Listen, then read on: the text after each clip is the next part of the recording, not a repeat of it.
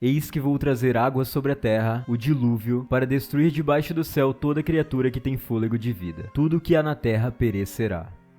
Que One Piece flerta com as histórias bíblicas em diversos detalhes, isso é fato. Essas referências, algumas mais explícitas e outras mais discretas, já motivaram diversos vídeos no canal e vocês gostam bastante desse tema. Existe algo obscuro em One Piece que o Oda ainda vai nos explicar nos capítulos que estão por vir, que é o que aconteceu com o mundo durante o século perdido. E nos baseando na Bíblia e em aspectos do próprio mangá, pensamos numa teoria para o que seria a grande purificação mencionada pelos Gorosei no capítulo 908. Nós sabemos que o poder de Insama é absurdo e capaz de apagar ilhas inteiras do mapa e da história, e nós vimos uma pequena amostra disso na destruição do reino Lulusia. Mas e se esse não for de fato o real poder de In, que governa o mundo inteiro e tem devoção até dos Gorosei, os 5 anciãos líderes do governo mundial? E se o seu poder for algo muito maior, capaz de afundar o mundo inteiro debaixo das águas do oceano, criando um verdadeiro dilúvio em One Piece? Bom, temos provas disso e vamos falar sobre todas elas a partir de agora. Mas antes de mais nada, vocês estão no canal Supernovas, o canal favorito da Eiichiro Oda. Meu nome é Samuel e se vocês gostam do canal, já deixem um like, coloquem os fones e vamos direto para esse vídeo.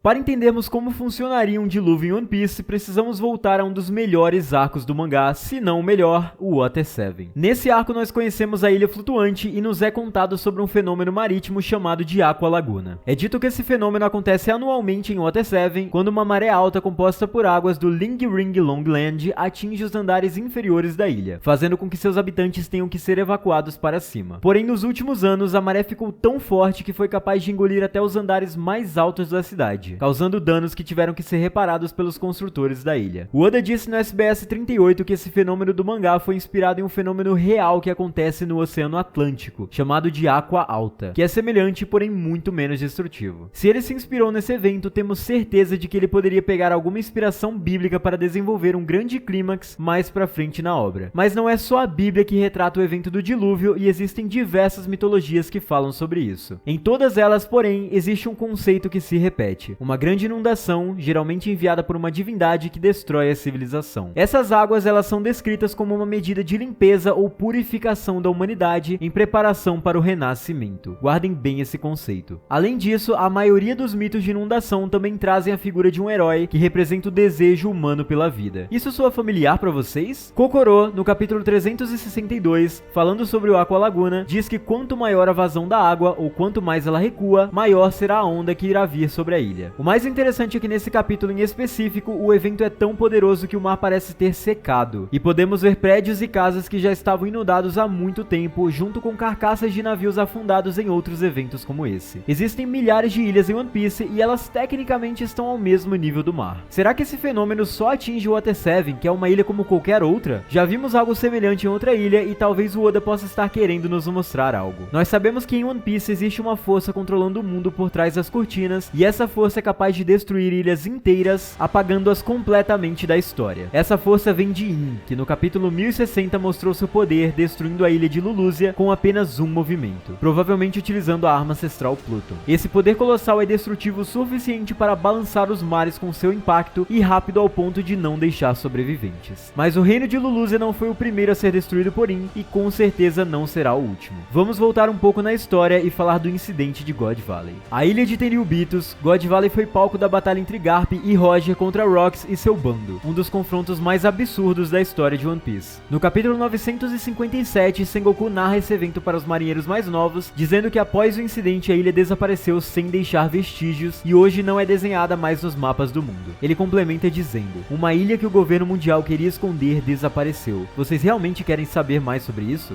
Sengoku é um homem sábio e desde Marineford nós sabemos que ele tem mais conhecimento sobre os segredos do mundo do que a maior parte parte da marinha, pela sua alta posição nessa organização e sua proximidade aos Gorosei. O In destrói ilhas que ameaçam a estabilidade do mundo e Sengoku de alguma forma sabe disso. Foi assim com Laugh Tale, God Valley, Lulusia e até mesmo com o próprio Reino Antigo. Mas na nossa opinião, essa não é a principal forma que o governo tem de controlar o mundo e o poder de In é muito maior. Avancemos um pouco, até o atual arco da obra no capítulo 1069. Vegapunk, um cientista que teve contato com diversos documentos do século perdido encontrados em Ohara, explicando como funcionam as Akumas no Mi, menciona uma força misteriosa em One Piece: a Mãe Natureza. A força que pune aqueles que fogem à naturalidade do mundo, tão poderosa a ponto de controlar o próprio mar e aqueles que têm contato com ele. Nós acreditamos que esse poder é a chave para tudo em One Piece, e no momento que ele foi revelado no mangá, estaremos a um passo da grande guerra final de One Piece. E esse poder já foi revelado. Vamos voltar mais uma vez no mangá, no que pode ter sido o evento mais importante da obra até então, o Reverie. Vocês lembram do que dissemos sobre o verdadeiro poder de In, que não se resume a destruir ilhas com o poder de uma arma ancestral, certo? E aqui está a prova. Vamos ao capítulo 908, onde pela primeira vez vemos alguém sentado no trono vazio. Os Gorosei estão indo ao encontro de In, enquanto conversam sobre as repercussões da Guerra dos Melhores em Marineford. Mas uma frase em especial pode ter revelado algo que aconteceu há mais de 900 anos, e esse será o nosso norte daqui pra frente nessa teoria. O equilíbrio do mundo não pode ser mantido para sempre. Parece que é hora de uma grande purificação.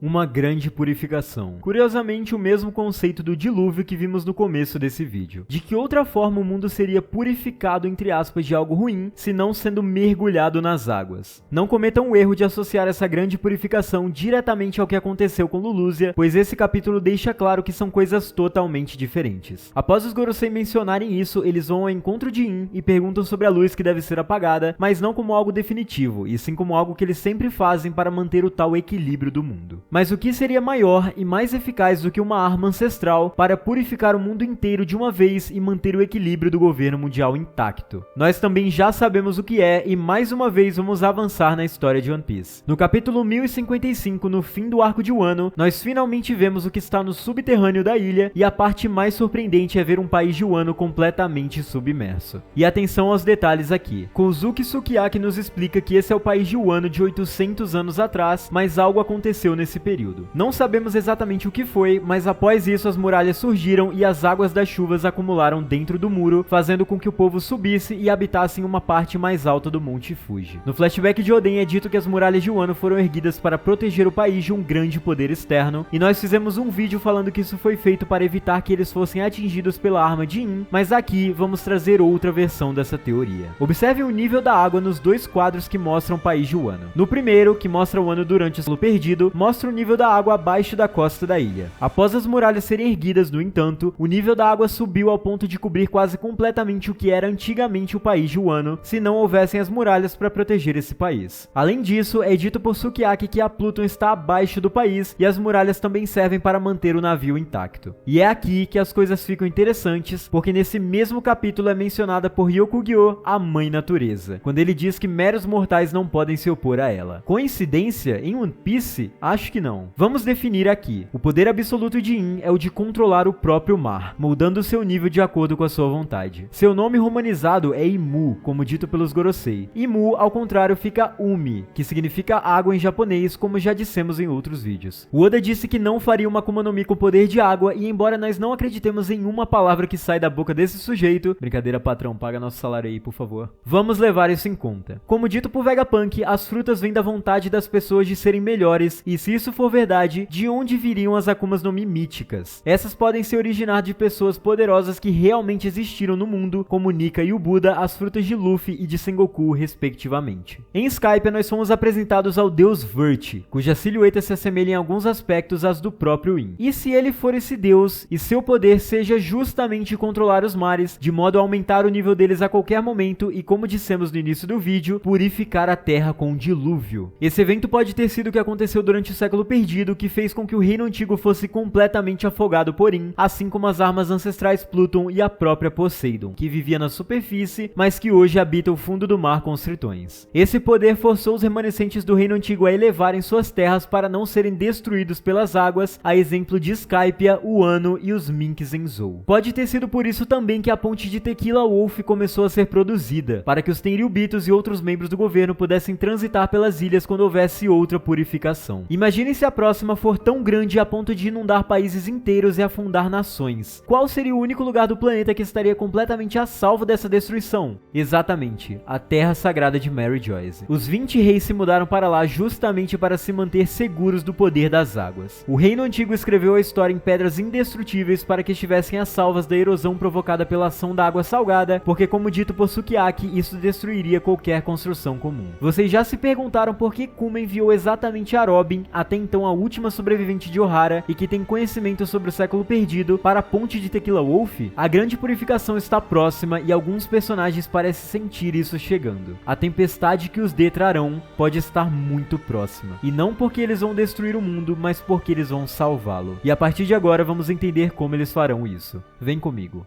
Darei fim a todos os seres humanos, porque a terra encheu-se de violência por causa deles. Eu os destruirei com a terra. Você, porém, fará uma arca de madeira. Eis que vou trazer água sobre a terra, o dilúvio, para destruir debaixo do céu toda criatura que tem fôlego de vida. Tudo o que há na terra perecerá, mas com você estabelecerei a minha aliança e você entrará na arca com seus filhos, sua mulher e as mulheres de seus filhos. No capítulo 621, Neptune fala sobre o sonho de Otohime de levar o povo tritão para a superfície e diz que esse mundo tópico é uma história de centenas de anos atrás. Ele continua dizendo que esse sonho foi desperdiçado pelos seus ancestrais como um fim de lamentos. E no fundo desse quadro está a Arca Noa. Eu acredito que aqui não vou precisar explicar o que é essa arca e ao que ela faz referência, porque é um dos principais elementos de histórias bíblicas de todos os tempos e já está no imaginário da população. No capítulo 649, que continua essa história, Robin encontra o Poneglyph que narra o pedido de desculpas de Joy Boy e pergunta para Neptune sobre isso. Ele diz que Joy Boy era alguém que viveu há 800 anos e quebrou sua parte da promessa com a princesa sereia daquela época. A promessa da Ilha dos Tritões para Joy Boy era de proteger a arca até que o dia prometido chegasse. E aqui, é claro que esse dia é o dia em que Luffy vai cumprir o propósito de Joy Boy, salvando o mundo da opressão de In.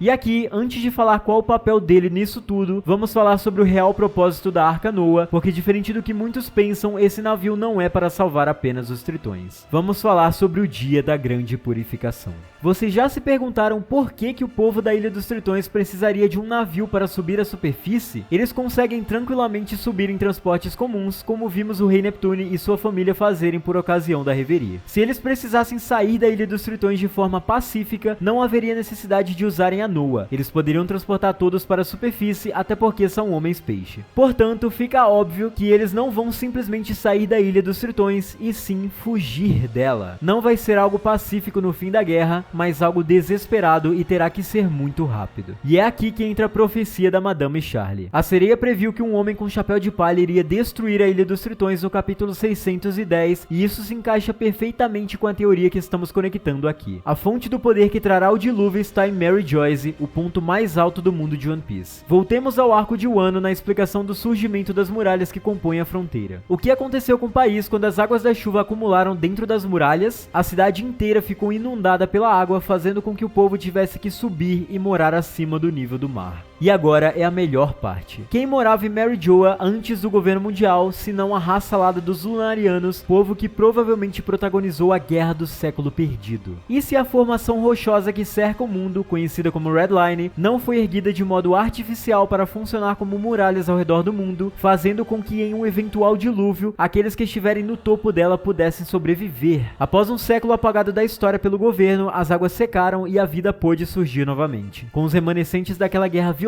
dando origem a uma nova população, assim como na maioria das alegorias ao dilúvio que existem em nossa cultura. A ponte de Tequila Wolf começou a ser construída imediatamente após o século em branco, como uma forma de se preparar para a próxima grande purificação. Pelo menos um dos lados do planeta ficaria totalmente submerso dentro da muralha formada pela Red Line, e nós apostamos todas as fichas que esse lado é o lado do paraíso, onde fica Wano, Laugh Tale e o próprio Reino Antigo no passado. Dessa forma, o governo não precisaria justificar a destruição de uma ou outra ilha, pois eles teriam destruído metade delas. O povo de Wano escapou dessa total destruição, elevando o nível de seu país com o auxílio de Joy Boy e da arma ancestral Pluton, que acreditamos que pode remodelar a Terra conforme a vontade do usuário. Esse é o poder externo que Oden mencionou ao chegar a Laugh Tale. Por isso que quando ela for libertada, as fronteiras terão de ser destruídas. Será a última chance do Reino Antigo contra In e o governo mundial, a guerra final e definitiva. Se os aliados de Joy Boy perderem novamente, a Terra será inundada pelas águas de In, levando ao fim de todos aqueles que se opõem ao governo, começando novamente mais um século em branco. Mas se eles vencerem, aqueles que governam o mundo serão destruídos e o mundo irá virar de cabeça para baixo com uma tempestade que os detrarão. E para isso, a Red Line, a muralha que cerca o mundo em silêncio, esperando o dia em que será usada para prender e afogar metade dele, terá que ser destruída. E é aqui que entra o Deus do Sol, Luffy do Chapéu de Palha. Detentor de 2 das 3 armas ancestrais, do poder da Akuma no Mi mítica de Nika, o Guerreiro da Libertação, o sonho de Luffy é ser o homem mais livre desse mundo e navegar pelos mares como um rei, trazendo alegrias e sorrisos por onde passa. Um mundo onde não há barreiras, não há muralhas e todos podem ser livres como ele é. A Red Line deve cair e In também. O Oda trabalhou desde o início da obra o conceito de falsos deuses na figura de personagens como Enel, Doflamingo, os Tenryubitos e o próprio In. Na Bíblia, Deus foi aquele que trouxe o dilúvio ao mundo, mergulhando a terra e todos que nela habitavam nas águas. Em One Piece, In representa a força divina que governa o mundo. O seu nome vem do inglês I am, que significa eu sou, o nome pelo qual Deus se refere a Moisés no livro de Êxodo. Alguém que em One Piece escraviza o mundo e destrói aqueles que se opõem ao seu governo não é um deus, como dito por Koala, as sementes podres do governo devem ser destruídas. E Luffy, que atualmente é o maior representante daqueles chamados de inimigos naturais dos deuses, será aquele que destruirá Mary Joyce, a Red Line e consequentemente a Ilha dos Tritões, cumprindo a profecia da Madame Charlie. Para isso, Luffy terá de usar uma ou todas as armas ancestrais e principalmente a Pluton, já que sabemos ter um altíssimo poder destrutivo.